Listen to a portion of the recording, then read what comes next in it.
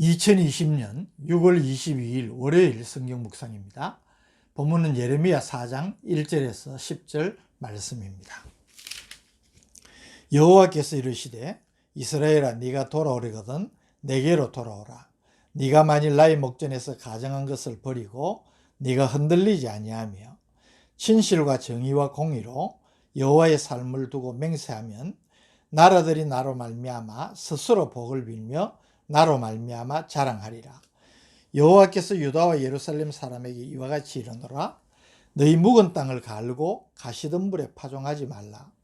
유다인과 예루살렘 주민들아, 너희는 스스로 할 일을 행하여 너희 마음 가죽을 베고 나 여호와께 속하라. 그리하지 아니하면 너희 악행으로 말미암아 나의 분노가 불같이 일어나 사르리니 그것을 끌 자가 없으리라. 너희는 유다에 선포하며 예루살렘에 공포하여 이르기를 이 땅에서 나팔을 불라 하며 또 크게 외쳐 이르기를 너희는 모이라. 우리가 견고한 성으로 들어가자 하고 시온을 향하여 깃발을 세우라. 도피하라. 지체하지 말라. 내가 북방에서 재난과 큰 멸망을 가져오리라. 사자가 그 수풀에서 올라왔으며 나라들을 멸하는 자가 나와왔으되 네 땅을 황폐하게 하려고 이미 그의 처소를 떠났은즉 네 성읍들이 황폐하여 주민이 없게 되리니 이로 말미암아 너희는 굵은 배를 두르고 애곡하라. 이는 여호와의 맹렬한 노가 아직 너희에게서 돌이키지 아니하였음이라. 여호와의 말씀이니라. 그날에 왕과 지도자들은 낙심할 것이며 제사장들은 놀랄 것이며 선지자들은 깜짝 놀라리라. 내가 이르되 슬프도소이다. 주 여호와여, 주께서 진실로 이 백성과 예루살렘을 크게 속이셨나이다. 이르시기를 너희에게 평강이 있으리라 하시더니 칼이 생명에 이르렀나이다. 아멘. 3장 6절부터 시작된 예레미야 선지자의 두 번째 설교가 계속되고 있습니다. 오늘 본문 가운데 1절에서 4절은 3장 마지막 단락, 즉 2절에서 25절의 이스라엘 백성들의 회개에 대한 하나님의 응답을 보여주는 것입니다. 그래서 이스라엘이 만일 진심으로 회개하고 하나님께로 돌아오기를 원한다면 그들이 반드시 행해야 할 네 가지 구체적인 방법을 선지자를 통하여서 제시하고 있는 것입니다. 그 네 가지가 무엇입니까?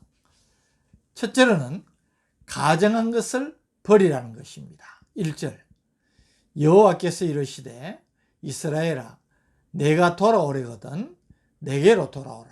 네가 만일 나의 목전에서 가정한 것을 버리고 네가 흔들리지 아니하며.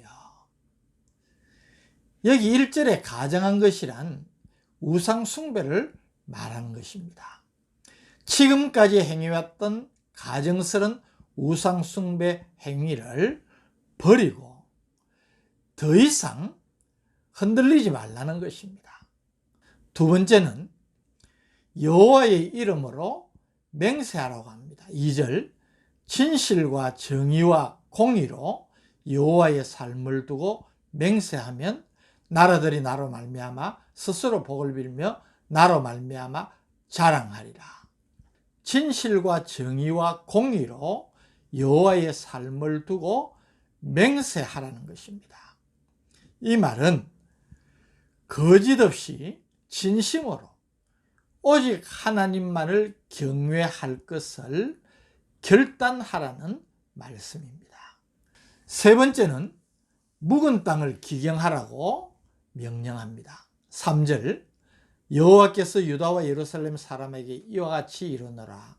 너희 묵은 땅을 갈고 가시덤불에 파종하지 말라. 여기 묵은 땅이란 유다 백성들의 강팍한 마음을 의미합니다. 또 가시덤불은 우상숭배를 비롯한 온갖 죄악으로 하나님의 말씀을 도저히 받아들일 수 없는 마음의 상태를 말하는 것입니다. 그래서 이런 너희 묵은 마음밭을 완전히 갈아엎어서 하나님의 말씀을 잘 받아들이고 순종할 수 있도록 하라는 것이 세 번째 명령입니다. 네 번째는 4절 말씀에서 확인할 수 있습니다. 4절, 유다인과 예루살렘 주민들아, 너희는 스스로 할 일을 행하여 너희 마음 가죽을 베고 나 여호와께 속하라.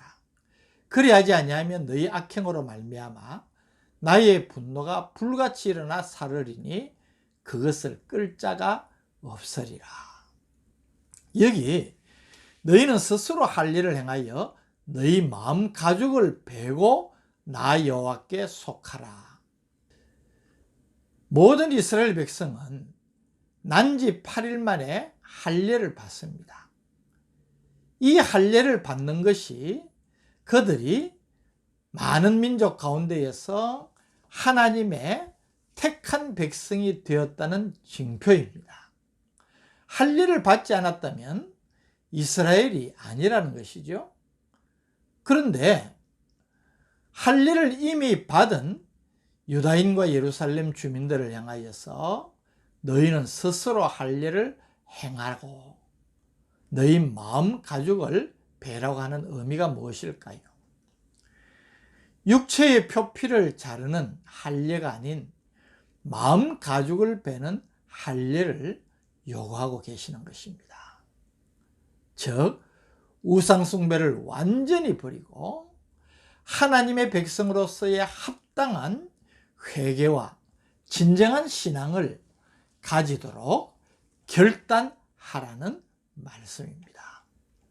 이것이 하나님께서 만일에 이스라엘 백성들이 이제 진심으로 회개하고 하나님께로 돌아오기를 원한다면 그들이 반드시 행해야 될 4가지 구체적인 방법으로 말씀을 한 것입니다.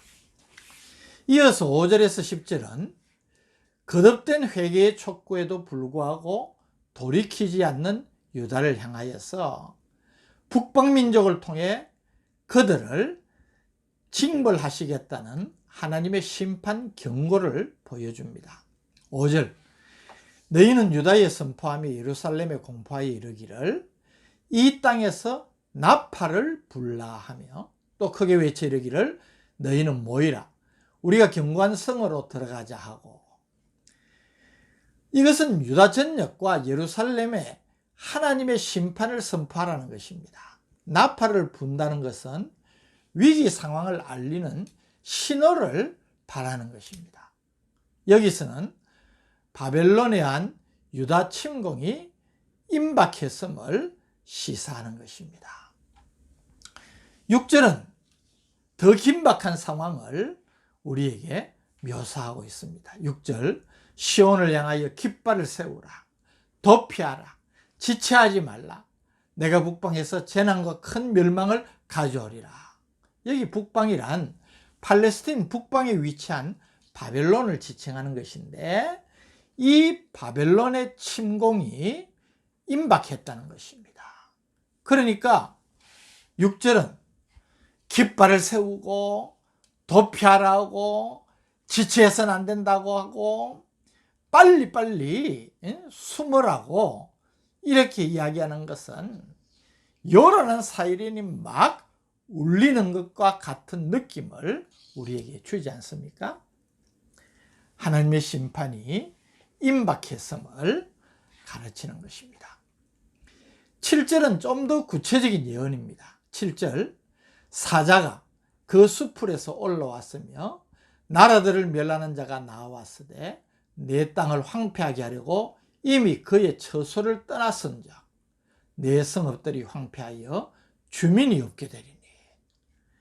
여기서 사자는 바벨론의 느부갓네살 왕을 비유적으로 묘사한 것으로 봅니다. 굳이 사자로 비유한 것은 유다의 힘으로는 도저히 감당할 수 없는 강한 세력임을 표현한 것입니다.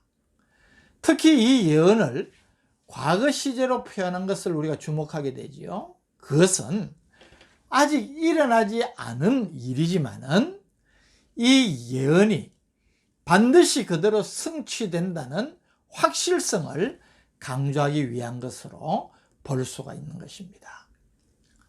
8절 말씀. 이로 말미암아 너희는 굵은 배를 두르고 애곡하라. 이는 여호와의 맹렬한 노가 아직 너희에게서 돌이키지 아니하였습니다. 유다가 바벨론 왕 느부갓네살의 침략으로 매우 비참한 상황이 될 것임을 예고하는 동시에 회개를 촉구하는 말씀입니다. 9절 말씀. 여호와의 말씀이니라. 그날의 왕과 지도자들은 낙심할 것이며 제사장들은 놀랄 것이며 선지자들은 깜짝 놀라리라.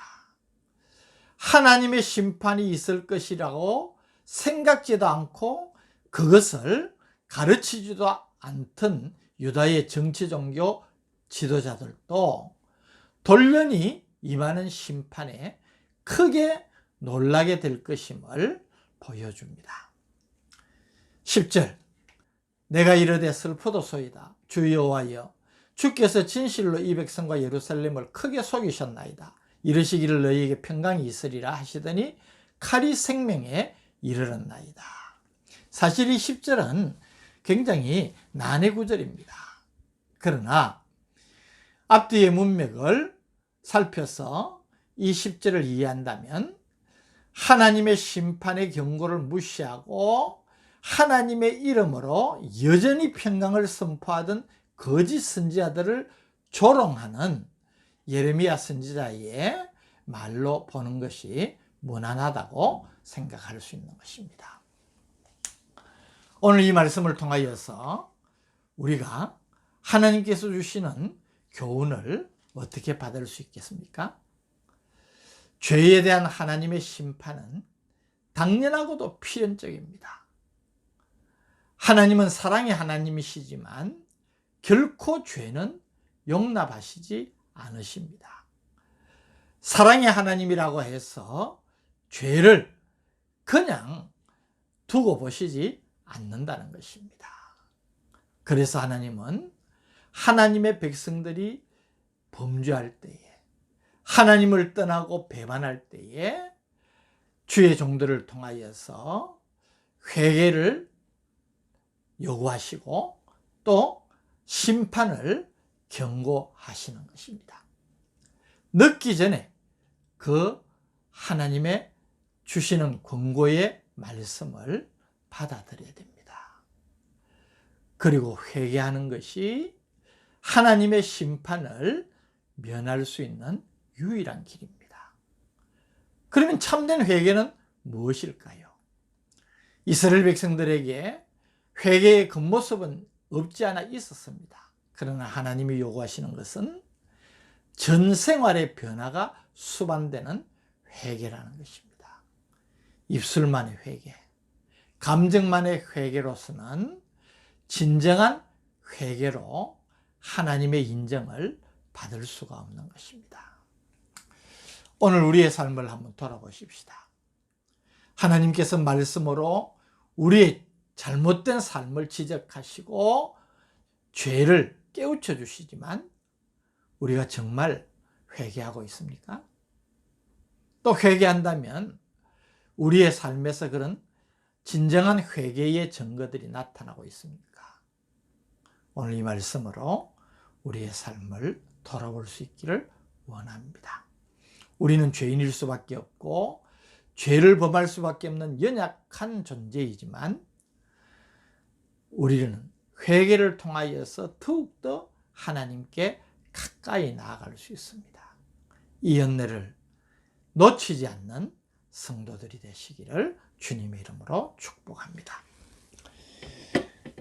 유다 백성을 향한 이 회개의 경고의 말씀을 통하여서 오늘 우리 자신을 돌아보게 하시니 감사합니다. 진정한 회개와 사죄의 은총을 삶의 순간순간마다 누리는 복된 성도가 되게 하여 주옵소서. 예수님의 이름으로 간절히 기도드립니다. 아멘.